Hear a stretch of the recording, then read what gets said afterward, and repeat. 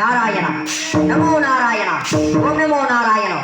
பரந்தகன்ற கார பேருளிலே இயந்திருக்கும் ஸ்ரீமன் நாராயணனை எவரொருவர் வணங்கி வழிபடுகிறார்களோ அவர் இந்த உலகிலேயே மயக்கம் இல்லாதவனாகும் தயக்கம் இல்லாதவனாகவும் விளங்குவான்.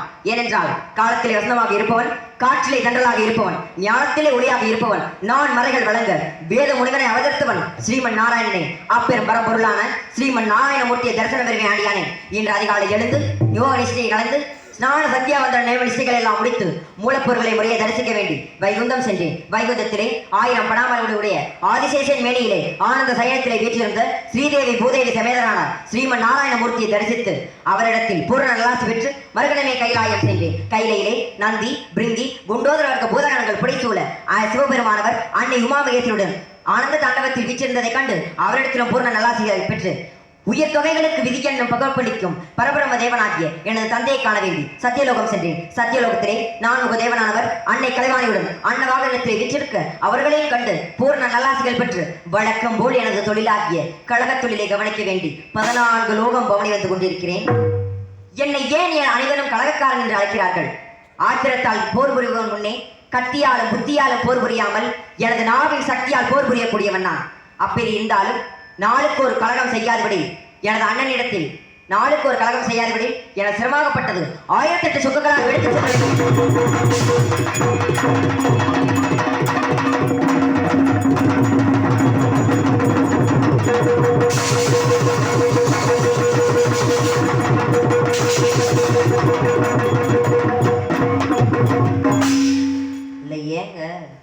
இல்லை ஏன்னு கேட்குறேன்.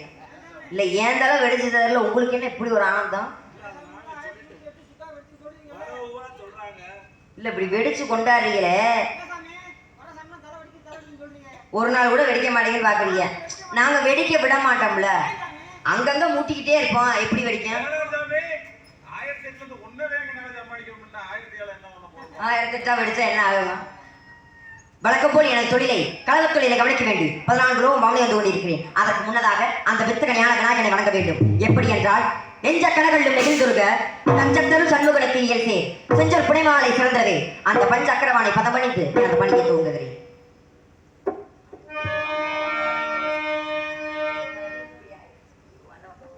தலையெழுத்தை மாற்றிவிடும் பிள்ளையார் சுழி நம் தலைமுறையை ஏற்றிவிடும் பிள்ளையார் சுழி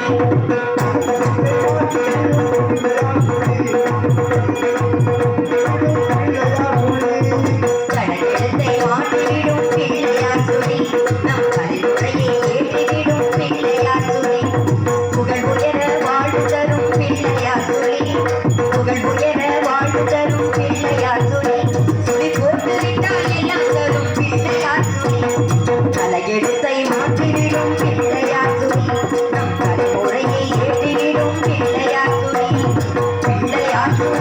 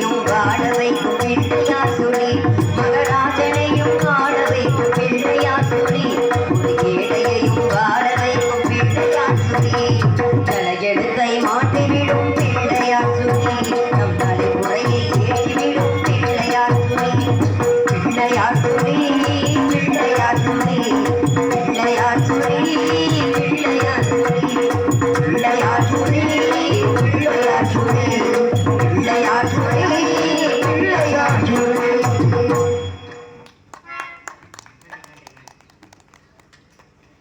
என்னதான் விநாயக பெருமானை வணங்கினாலும் இந்த கதைக்கு கதாநாயகன் யார்? அந்த கந்த பெருமான் தானே. அவரை வணங்காமல் விட்டால் அவர் என்னை சும்மா விடுவாரா? அப்ப என்னம்பாங்க, அவங்களுக்குள்ள ஒரு பாவ பிரிவினை வரும். எங்க அண்ணன்னா உனக்கு வசதி, நான்னா உங்களுக்கு என்ன அவ்வளோ தாழ்வா அப்படிங்கிற ஒரு மனப்பான்மை வரும். ஏற்கனவே வந்துதான் இருக்கு. இதையே நம்ம விரிசல் படுத்துவானே. அண்ணன் இருக்கும் இடத்தில் தம்பி இருப்பார், தம்பி இருக்கும் இடத்தில் அண்ணன் இருப்பார். முருகன் இல்லையே விநாயகர் இல்லை, விநாயகர் இல்லையே முருகன் இல்லை. அந்த கந்த பெருமானை வணங்க வேண்டாமா?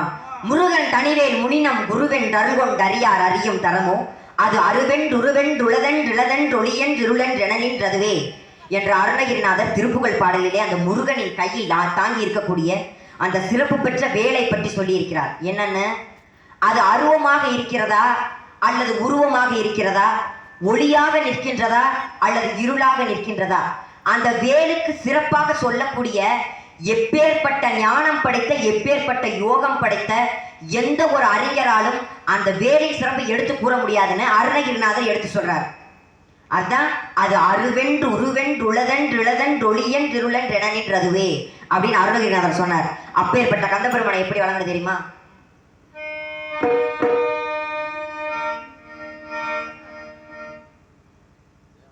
தாமரை மலர்கள் ஆறு அதில் தவழ்ந்தன குழந்தைகளாறு